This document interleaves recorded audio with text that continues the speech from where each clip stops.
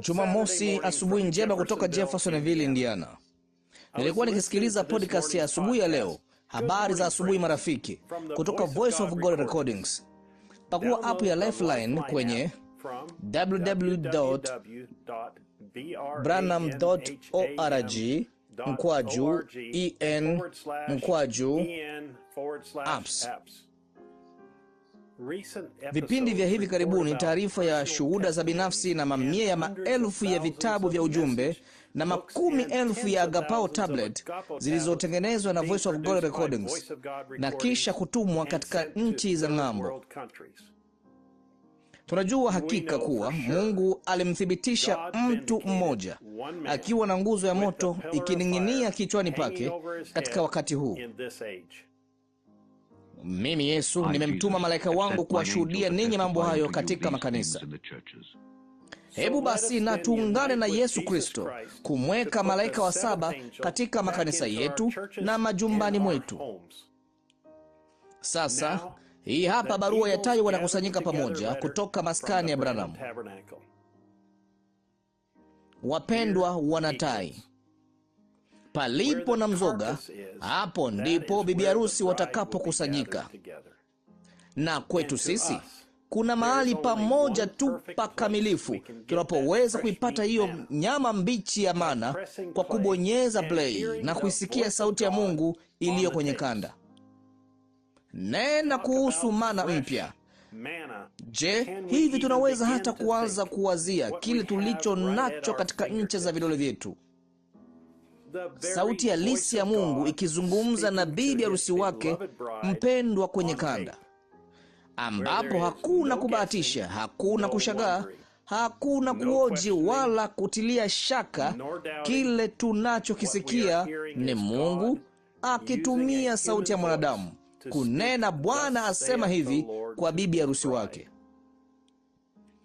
Kwa ufunuo tunaamini ndipo mahali pekee tunapoweza kwenda na kuzipumzisha nafsi zetu, kwamba maneno tunayoyasikia si neno la mwanadamu, wala fasiri yake au wazo lake halijaongezwa kwake, bali ni neno safi la Mungu likizungumza nasi wanatai, akilifunua neno lake.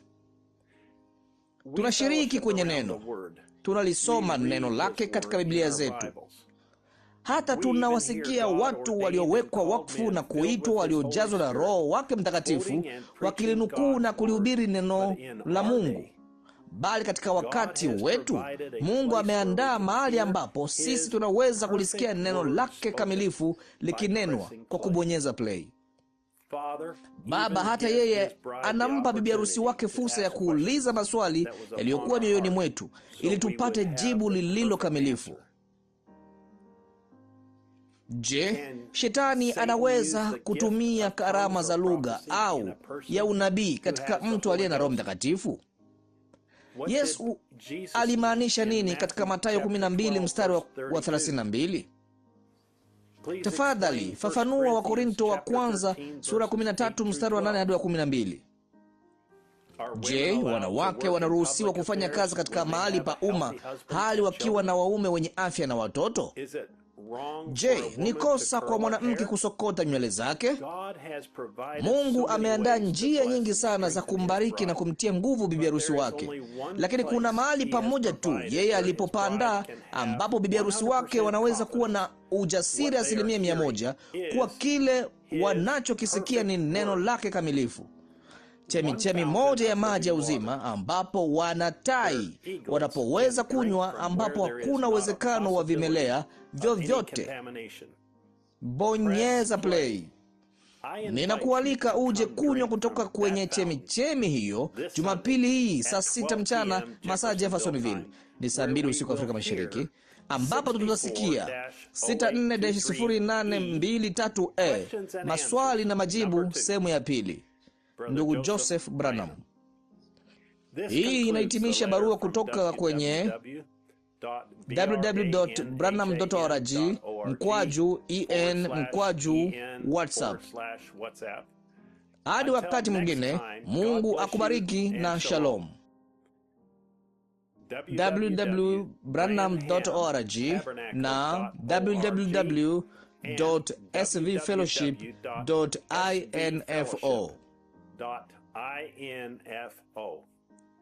Hizo ni anwani za kusikiliza kanda moja kwa moja katika maskani ya Branham na katika lugha za nchi za ng'ambo.